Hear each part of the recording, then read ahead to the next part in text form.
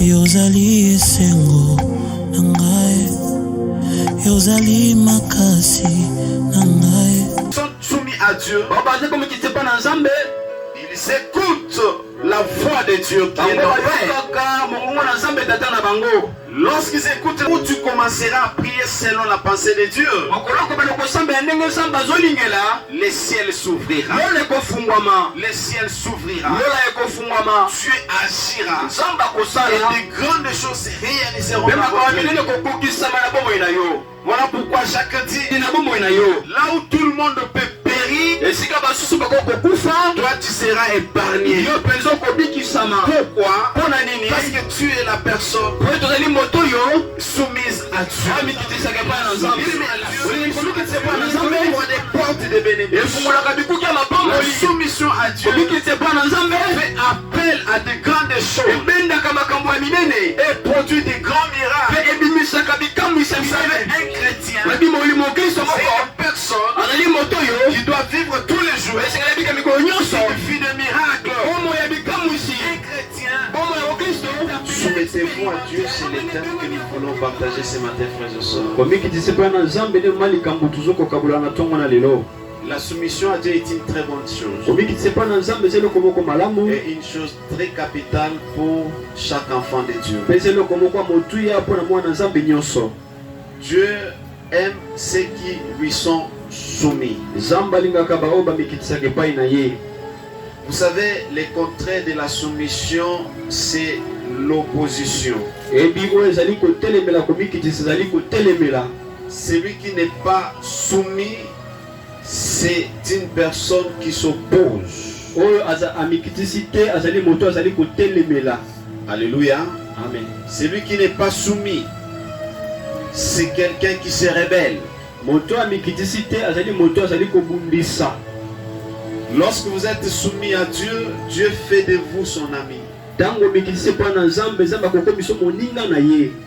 Vous savez, Dieu a un plan merveilleux pour chacun de nous, frères et sœurs.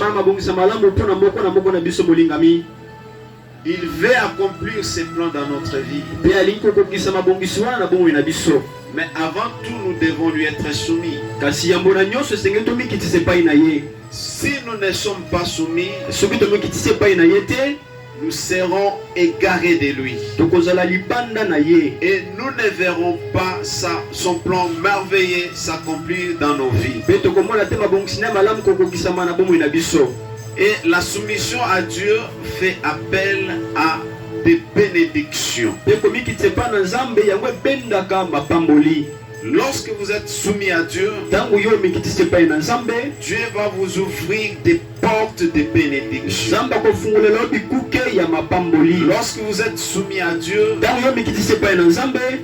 vous n'avez pas à chercher par-ci par-là des bénédictions, des délivrances, de miracles. Parce que celui qui est soumis à Dieu est connecté à Dieu. Un bon enfant de Dieu est celui qui cherche toujours à comprendre ce que Dieu fait, ce que Dieu attend de lui. Vous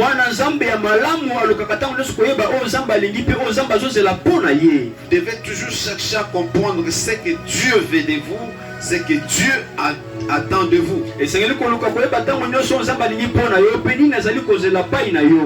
Aujourd'hui, nous avons plus de chrétiens qui cherchent à ce que Dieu les comprennent. Que Dieu les comprenne. Que Dieu ait pitié de moi. Que Dieu me bénisse. Que Dieu me guérisse. Sans chercher à comprendre aussi ce que Dieu attend d'eux. Si vous voulez marcher avec Dieu, cherchez aussi à comprendre ce que Dieu attend de vous. Ne cherchez pas seulement à recevoir de Dieu, mais cherchez aussi à tout prix à comprendre la volonté de Dieu dans votre vie. Jésus-Christ passait tout son temps à chercher à ce que Dieu attend de lui. Il avait besoin de faire non sa propre volonté, mais il avait plus besoin d'accomplir la volonté de son Père.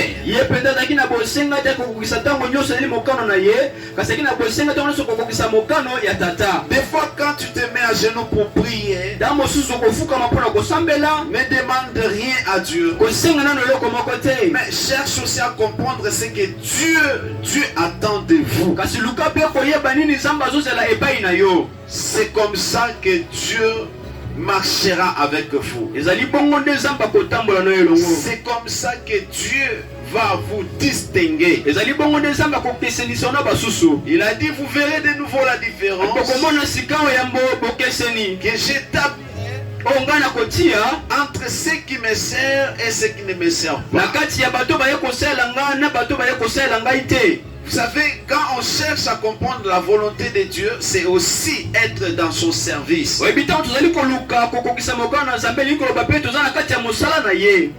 Plusieurs aujourd'hui cherchent plus que Dieu fasse de grandes choses dans leur vie, sans pourtant chercher aussi à comprendre ce qu'est la volonté de Dieu pour leur vie.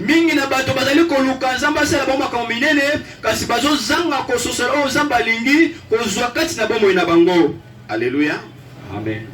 Dieu qui est notre Père, il a l'obligation de nous dire ce que nous devons faire et ce que nous ne devons pas faire. Ça, c'est pour ceux qui considèrent Dieu comme leur Père. Ça, c'est pour ceux qui sont soumis à Dieu. Ceux qui sont soumis à Dieu,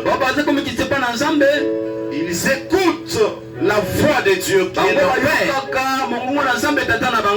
Lorsqu'ils écoutent la voix de leur Père,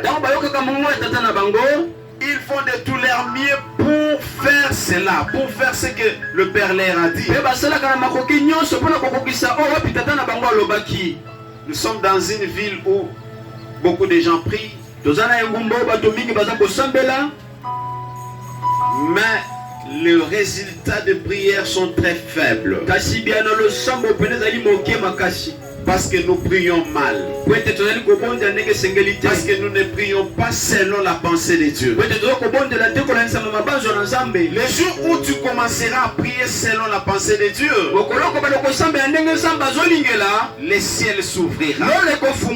Le ciel s'ouvrira. Dieu agira. Et de grandes choses se réaliseront. Voilà pourquoi Jacques dit, soumettez-vous à Dieu. Dieu résiste aux orgueilleux. Bien-aimé dans le Seigneur, je disais tantôt que Dieu est notre Père.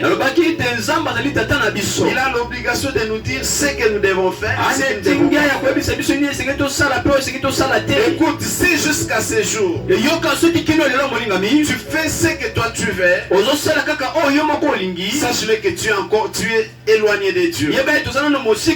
Si jusqu'à ce jour tu mènes ta vie à ton gré, sache-le que Dieu, tu es encore éloigné de Dieu. Tu travailles avec ceux qui se soumettent à sa volonté.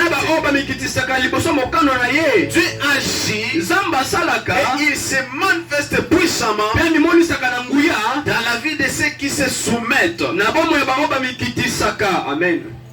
Dans la vie de ceux qui observent sa parole.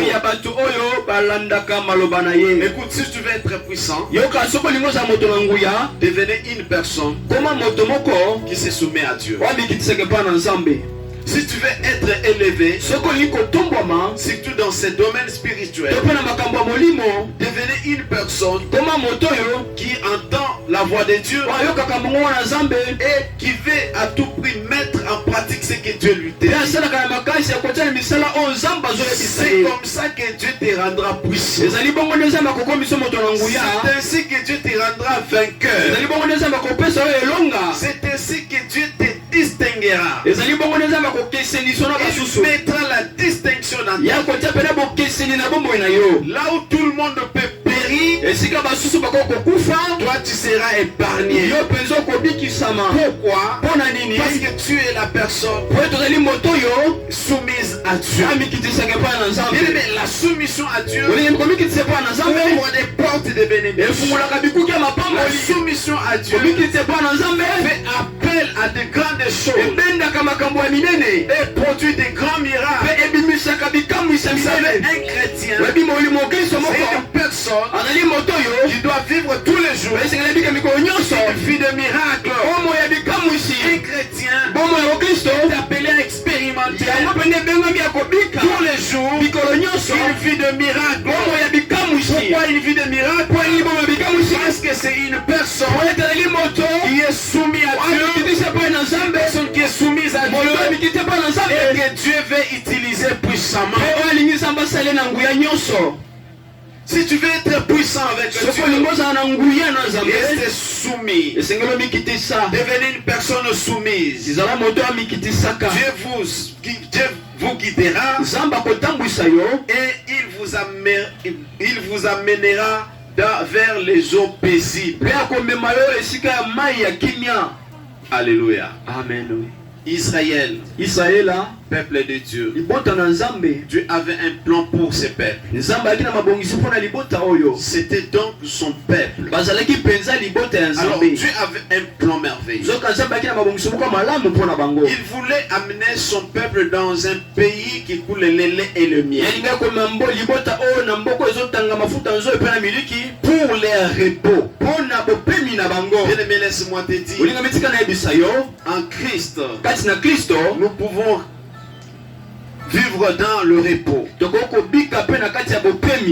Mais si nous demeurons avec lui, si nous marchons avec lui, il va nous amener vers notre repos. Alors Dieu avait un plan pour son peuple, un plan de délivrance, un plan de bénédiction, un plan de prospérité pour son peuple. Mais son peuple devrait, il avait une marche à suivre.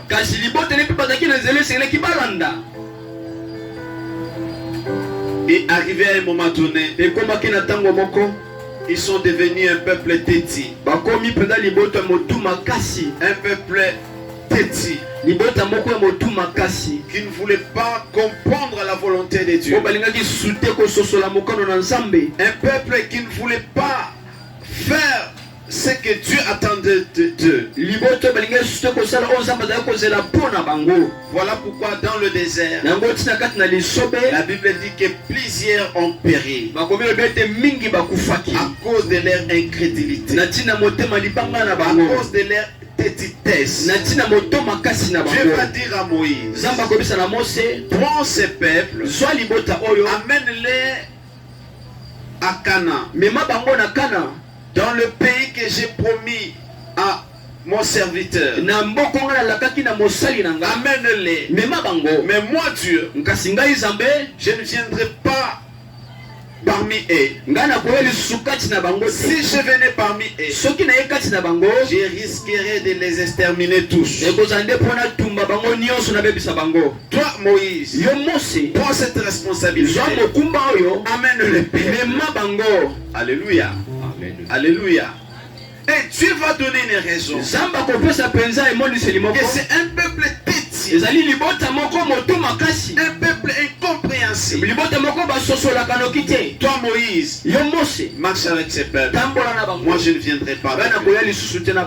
Bien-aimé, tu vois que Dieu a besoin d'être avec nous.